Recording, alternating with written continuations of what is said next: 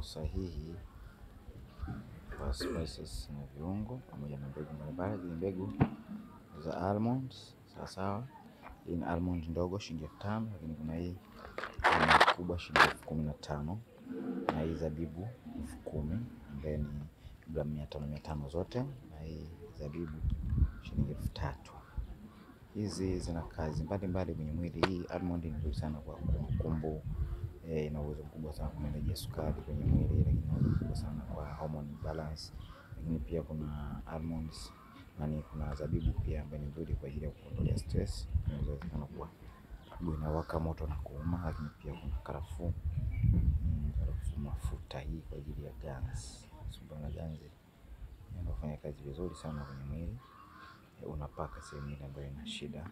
Lakini pia kuna hii inaitwa fimbo ya Moses au fimbo ya Musa. Fimbo ya Moses, stick of Moses, fimbo ya Musa, nzuri sana kwa kina baba. Lakini pia kuna hii dawa ya karafuu. Karafuu kwa ajili ya meno yanayotoka damu, fizi zinazotoka damu, meno yanayouma, unatengeneza fizi zako kwa strong. Hii karafuu hadi 90% ni karafuu tupu. Lakini pia kuna haya mafuta ya white soda au black seed. Mafuta amazing sana kwa ajili ya pressure, lakini nzuri sana kusafisha figo, lakini uwezo mkubwa sana kumanage ngozi yako kuwa nyororo na kupunguza kitu kinachoitwa uzee. Lakini pia kuna sulia, kuna sulia parakasha ambayo ni hii sulia toleo jipya kabisa, ambayo inasaidia vitu vingi sana kama unavyoona kwenye picha hapa. Kuna mafua hapa juu, kuna kichwa, kuna anasema huu ni mgongo, kuna goti hapo, lakini pia kuna jino, kuna nge kisha kung'ata, lakini kuna ngozi ambayo ina fungus, unapaka hiyo sehemu. Ni mzuri sana, best.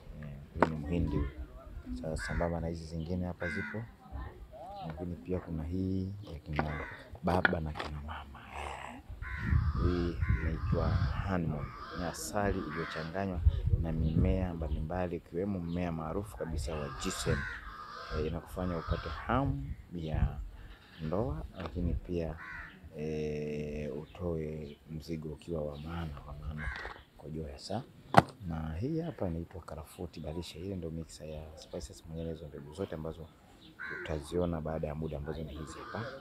Mbegu zote hizi unazoziona zote ndio zimechanganywa kwenye hii kitu, imechanganywa na kusagwa na kupata kitu kinaitwa karafuu tibalishe kwa ajili ya maradhi mbalimbali, magoti, mgongo, kiuno, pressure.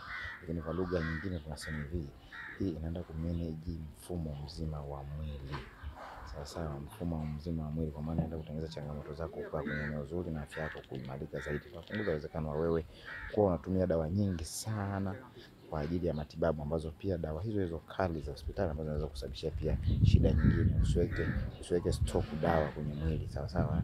Hii inaenda kuondoa ile stock ya dawa kwenye mwili pamoja na mauchafu na masumu mbalimbali ambayo wewe yanaweza kusababishia inaweza kusababishia magonjwa yasiyoambukizwa kwa ukaribu zaidi, kwa mfano sukari na pressure. Ukiweka stock ya vitu kama hivyo, unaweza kupata hizo vitu kwa haraka zaidi. Karibu sana mteja wetu.